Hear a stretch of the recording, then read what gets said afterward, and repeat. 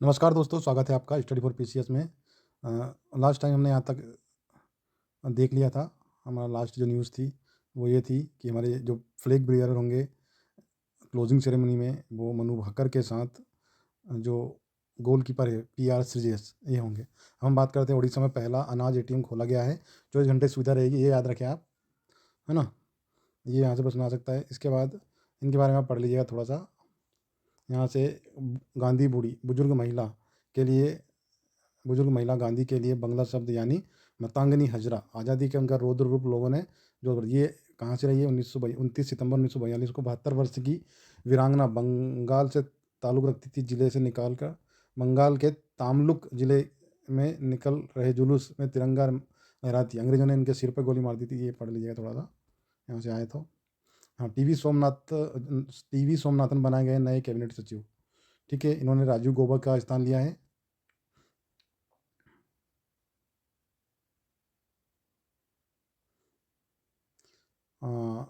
ये धर्म से रिलेटेड है,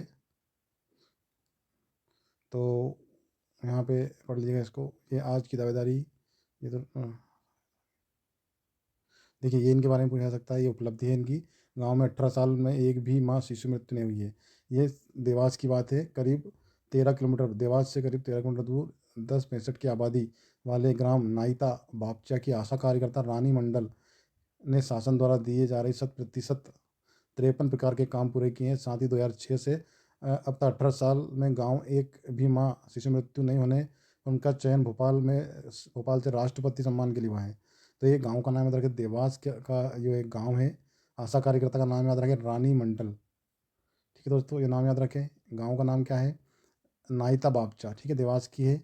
18 साल से इस गाँव में एक भी गर्भवती महिला की मृत्यु नहीं हुई है, इसलिए इनको राष्ट्रपति सम्मान दिया जाएगा, है ना। 15 अगस्त के दिन को राष्ट्रपति सम्मान दिया गया है, पहली बार हुआ है। झोपड़ीनुमा मकान में रहने वाली रानी पति देवीलाल मंडल के साथ 13 अगस्त को रवाना होगी। ठीक है, और ये देख लीजिए, इनके बारे में है। ये इनकी खास बात है। 53 प्रकार के काम दिए जाते हैं शासन के द्वारा, इन्होंने किए हैं, और अब इनको राष्ट्रपति सम्मान मिलेगा। जलेश्वर महादेव मंदिर महेश्वर, जहाँ शिव ने नर्मदा को सौंपे थे हथियार। ये प्रश्न पढ़ लीजिएगा, पूछा जा सकता है। जलेश्वर महादेव मंदिर कहाँ है? तो महेश्वर एक धार्मिक, ऐतिहासिक और कलात्मक और स्थापत्य कला का केंद्र है। ये एक स्थानीय कहावत है, नर्मदा नदी से निकलने वाला हर कंकड़ शंकर का रूप होता है। पवित्र रेवा नदी के किनारे बने इस शहर के प्रत्येक मंदिर का वर्णन पुराणों, शास्त्रों, टीकाओं और कविताओं में विस्तार से किया गया है। आश्चर्य की बात ये नहीं है कि श्रावण, कार्तिक, मार्गशीर्ष महीनों के दौरान भक्त नर्मदा देवी व भगवान शिव के दर्शन के लिए दूर दूर से आते हैं। जलेश्वर मंदिर एक बहुत ही प्राचीन मंदिर है, जो एक पहाड़ी के ऊपर स्थित है। ज्वालेश्वर मंदिर, सॉरी, यहाँ जलेश्वर लिखा है। ज्वालेश्वर मंदिर महादेव के नाम से भी जाना।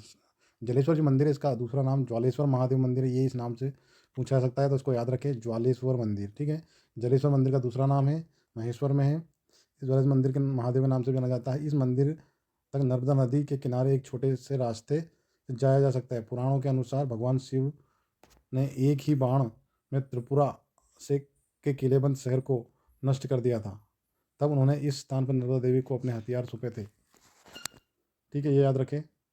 इस स्थान पर एक शिवलिंग प्रकट हुआ है, जो सर्वोच्च ऊर्जा का प्रतीक है। यह भी कहा गया है कि भगवान शिव जटाओं से गंगा की रक्षा करते। वर्तमान मंदिर दिखाई देता है, इसे जीर्णोद्धार 17वीं शताब्दी में मराठों के मार्गदर्शन में किया गया था। नक्काशीदार शिखर, दरवाजे, खिड़कियाँ देख सकते हैं, ये मंदिर है। ठीक है, और ये कहाँ पे है? याद रखें, महेश्वर में है।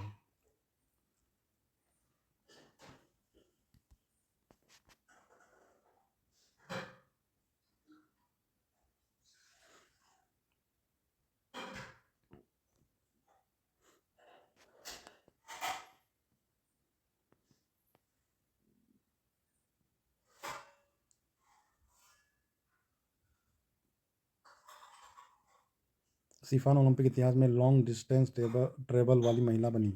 ये देख सकते हैं, इन्होंने ये रिकॉर्ड बनाया है। वशिष्ठा सोनी ने राज्य शूटिंग में जीता स्वर्ण।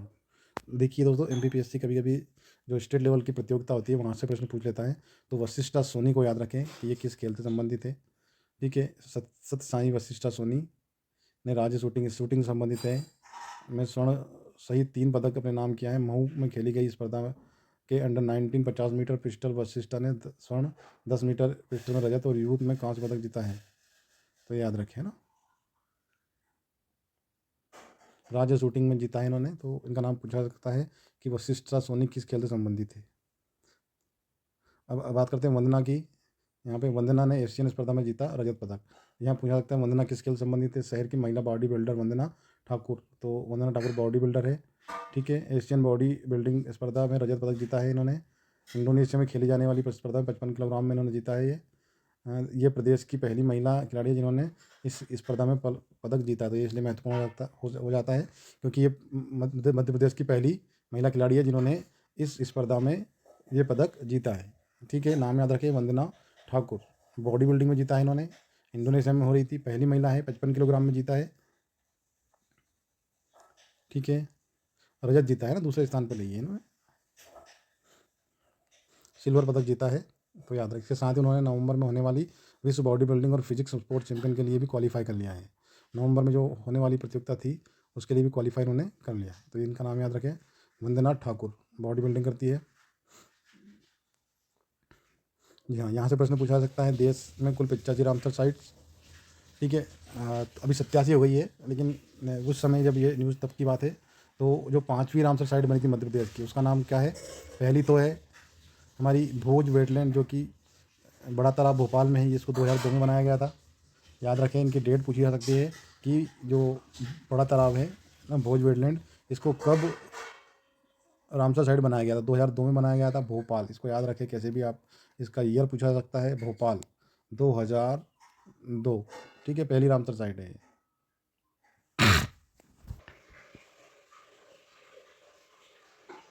तवा जलाशय के बाद हम अगर बात करें तो मेहर संगीत घराने के से, ये छोड़िए इसको, अविश्वास प्रस्ताव के लिए 3/4 बहुमत और 3 साल जरूरी अध्यादेश जारी। एक अध्यादेश के से 1 साल और बच गई 2 दर्जन पालिका और नगर परिषद अध्यक्ष की कुर्सी। ठीक है, याद रखें महूगंज है, तो ये पढ़ लीजिएगा, ज़्यादा कोई खास नहीं है। टेलीग्राम सीईओ का नाम याद रखें, डुरोव हनी।